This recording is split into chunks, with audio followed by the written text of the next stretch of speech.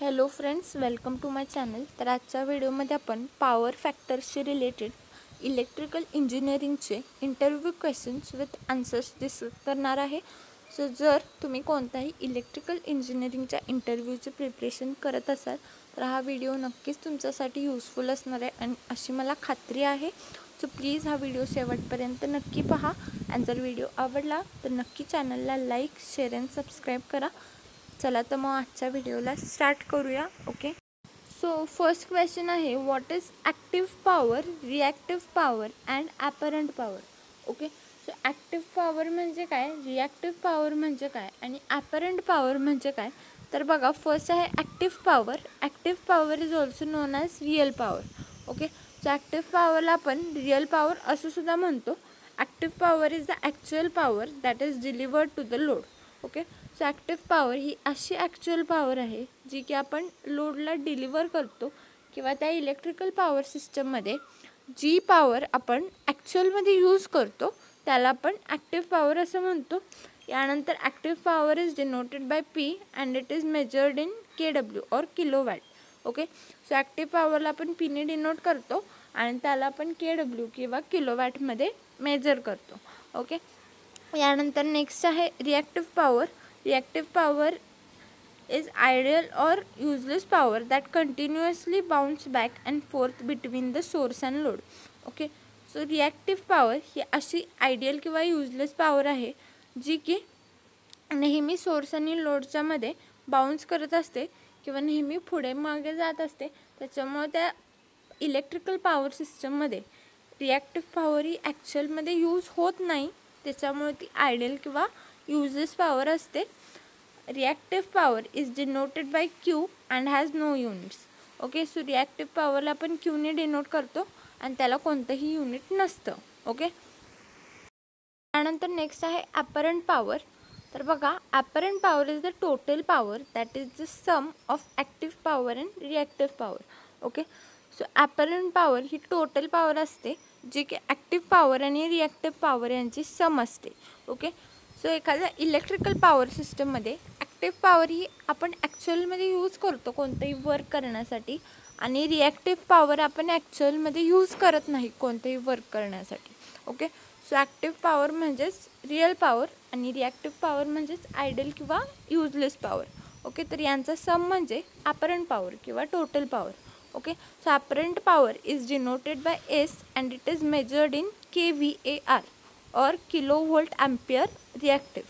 Okay, तर apparent पॉवरला आपण एसने डिनोट करतो आणि त्याला आपण KVAr किंवा किलो व्होल्ट ॲम्पियर रिॲक्टिव्हमध्ये मेजर करतो. ओके, यानंतर नेक्स्ट क्वेश्चन आहे define power factor. Okay, so power factor काय आहे तर बघा, power factor is a measure of how efficiently is the incoming power being used in an electrical power system.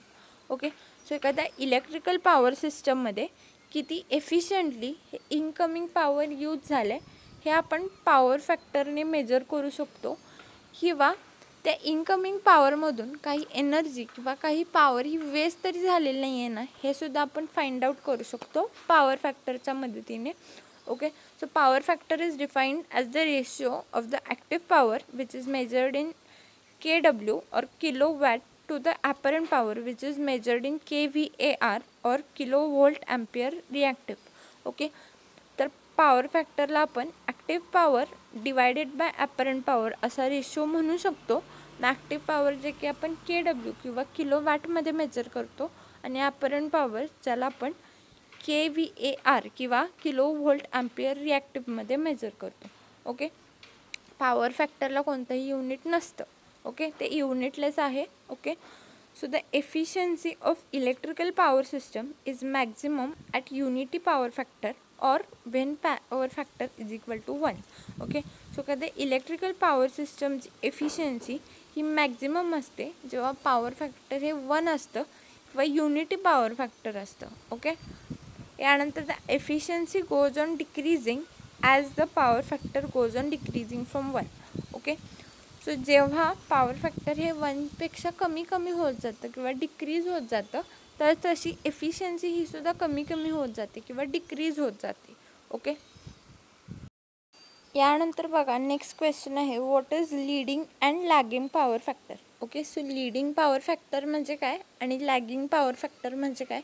तर बघा, power factor is a measure of how efficiently the incoming power is being use in an electrical power system. Okay, so एखाद्या electrical power सिस्टममध्ये किती efficiently आपण incoming power हे use करतो हे आपण पॉवर फॅक्टरने मेजर करतो. ओके, किंवा इनकमिंग पॉवरमधलं कोणते एनर्जी किंवा कोणतं पॉवर हे वेस्ट झालेलं नाही आहे ना, हे सुद्धा आपण त्या पॉवर फॅक्टरच्या मदतीने फाइंड आउट करू शकतो. Okay, so power factor is the cosine of the angle between the voltage and current. Okay, so voltage आणि करंटच्या मधला कोसाइन अँगलला आपण पॉवर फॅक्टर असं म्हणतो. ओके, सो पॉवर फॅक्टरचा असा फॉर्म्युला आहे बघा, power factor is equal to cos V I, जिथं कॉस आहे कोसाइन आणि व्ही आहे व्होल्टेज, आय आहे करंट. ओके, तर असा त्याचा फॉर्म्युला आहे. तर बघा, सगळ्यात फर्स्ट आहे leading power factor. If current leads voltage then power factor is leading. Okay, so जर करंट हे व्होल्टेजला लीड करत असेल तर पॉवर फॅक्टर हे लीडिंग असतं. In leading power factor is greater than 1. Okay, so leading power फॅक्टरमध्ये पॉवर फॅक्टर हे 1पेक्षा जास्त असतं. ओके, त्यानंतर नेक्स्ट आहे lagging power factor. If current lags voltage then power factor is lagging. Okay, so current हे जर व्होल्टेजला लॅग करत असेल तर पॉवर फॅक्टर हे लॅगिंग असतं. In lagging power factor is less than 1. Okay, तर लॅगिंग पॉवर फॅक्टरमध्ये पॉवर फॅक्टर हे 1पेक्षा कमी असतं. ओके, यानंतर नेक्स्ट आहे युनिटी पॉवर फॅक्टर.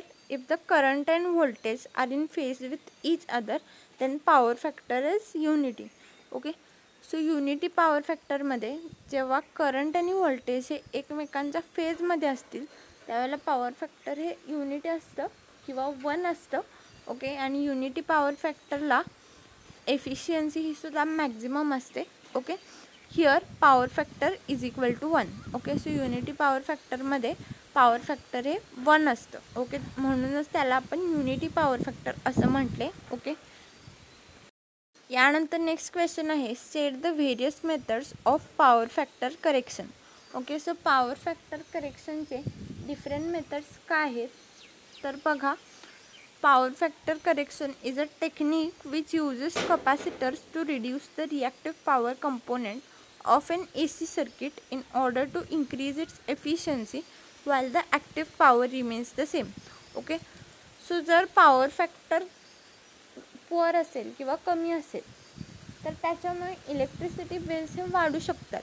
मग इलेक्ट्रिसिटी बिल्स मेंटेन करण्यासाठी किंवा कमी करण्यासाठी आपण काय करतो, पॉवर फॅक्टर करेक्शन करतो. या पॉवर फॅक्टर करेक्शनमध्ये आपण कपॅसिटर्स यूज करतो. मग ते कशासाठी, तर रिॲक्टिव्ह पॉवर कंपोनंट जो काही असेल तो रिड्यूस करण्यासाठी आणि त्याची एफिशियन्सी इन्क्रीज करण्यासाठी, आणि इथं ॲक्टिव्ह पॉवर ही नेहमी सेम राहते. ओके, मग रिॲक्टिव्ह पॉवर कमी झाला म्हणजे ऑटोमॅटिकली ॲपरंट पॉवर हा सुद्धा कमी होणार आहे. ओके, मग त्याच्यामुळे इलेक्ट्रिसिटी बिल हा सुद्धा कमी होणार आहे. Okay, in industries most loads are inductive nature which causes a lagging power factor.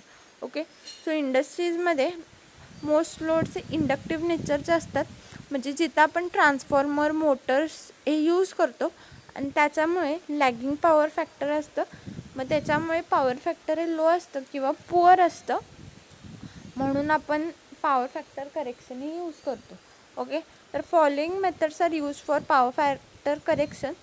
First आहे स्टॅटिक कपॅसिटर्स, सेकंड आहे सिंक्रोनस जनरेटर्स आणि थर्ड आहे फेज ॲडव्हान्सर्स. ओके, तर पॉवर फॅक्टर्स करेक्शनसाठी आपण स्टॅटिक कपॅसिटर्स, सिंक्रोनस जनरेटर्स आणि फेज ॲडव्हान्सर्स हे methods use करतो. ओके,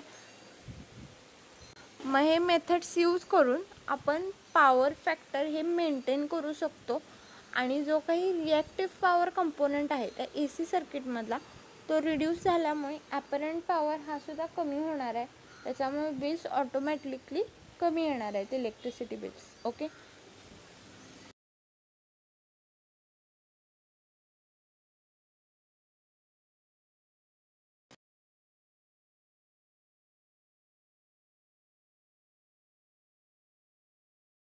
यानंतर नेक्स्ट क्वेश्चन आहे, why do we need to improve the power factor.